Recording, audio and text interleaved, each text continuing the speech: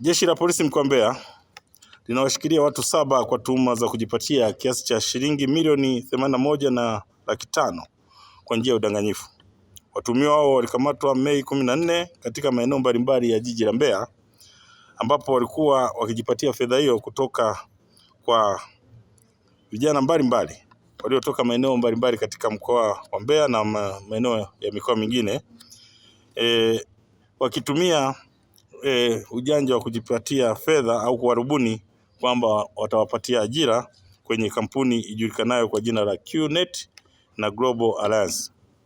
Inadaiwa kuwa walikuwa wakiwashawishi vijana hao watoe kiasi cha shilingi kuanzia shilingi 40,000 hadi milioni 5 ili wajipatie ajira katika kampuni hiyo.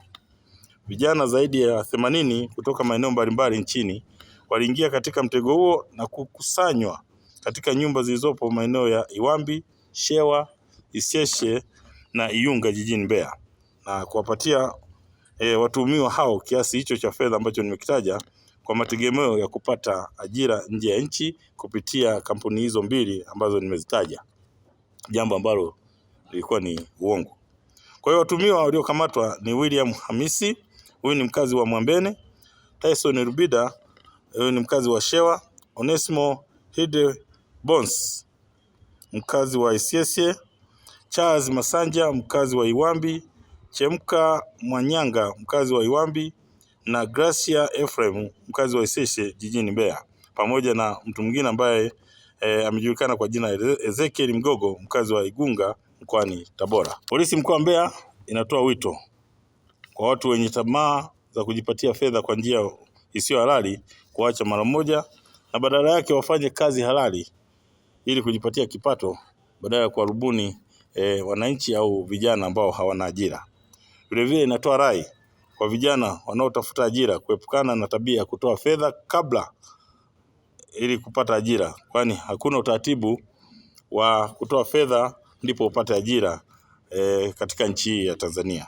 Badala yake kuna mifumo ambayo imewekwa, kwa hiyo inabidi waifuate ili kuweza kujipatia ajira. Aidha, wanashauriwa kabla ya kufanya maamuzi ya jambo lolote watafute taarifa sahihi za ajira kupitia mamlaka stahiki ili kupata ukweli wa ajira zinazotangazwa kupitia mitandao ya kijamii ili kuepuka kutapeliwa kama hivi ambavyo wamefanywa. Lakini pia kupitia nyinyi waandishi wa habari, naomba sasa muhabarishe umma, waambia wale watu ambao kwa njia moja au nyingine hawaoni watoto wao, basi wafike katika kituo cha polisi kuanzia sasa. Lakini pia taratibu zinafanyika ili hawa vijana waweze kurejeshwa majumbani kwao walikotoka, badala ya kukaa kwenye majumba na kujirundika. Kama mlivyoona, mpaka watoto wengine, vijana wengine wana watoto wadogo, tena watoto wachanga ambao wako nao kwenye majumba ambayo wamewaweka. Kwa hiyo taratibu zinafanyika, hao wote watarejeshwa maeneo walikotoka kila mmoja.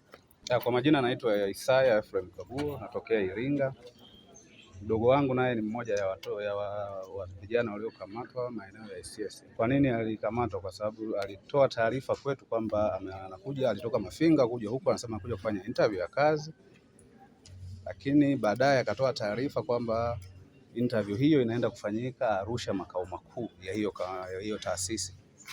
Kwa hiyo akasema kwamba anahitaji kupewa kiasi cha shilingi milioni 4 kwa ajili ya laptop ya kufanyia kazi, lakini pia kwa ajili ya kutengeneza passport na nyingine kwa ajili ya kusoma course ili afanye hiyo kazi. Tukajiuliza maswali mengi kwamba kwa nini utoe fedha ili upate kazi? Milioni 4 ni hela nyingi, kwa nini njoo nyumbani tukupe ili ufanye biashara? Kama tunayo, njoo nyumbani tukupe ufanye biashara.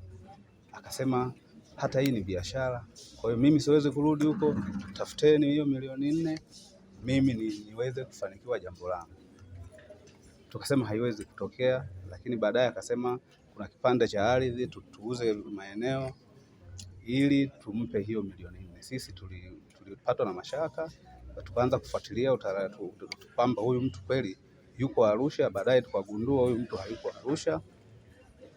Ndio baadaye tu kwa msaada wa jeshi la polisi mimi nikasafiri kutoka Mafinga kuja huku kwa ajili ya kufuatilia jambo hilo. Mwisho wa siku ndio amekamatwa akiwa hapa Mbeya.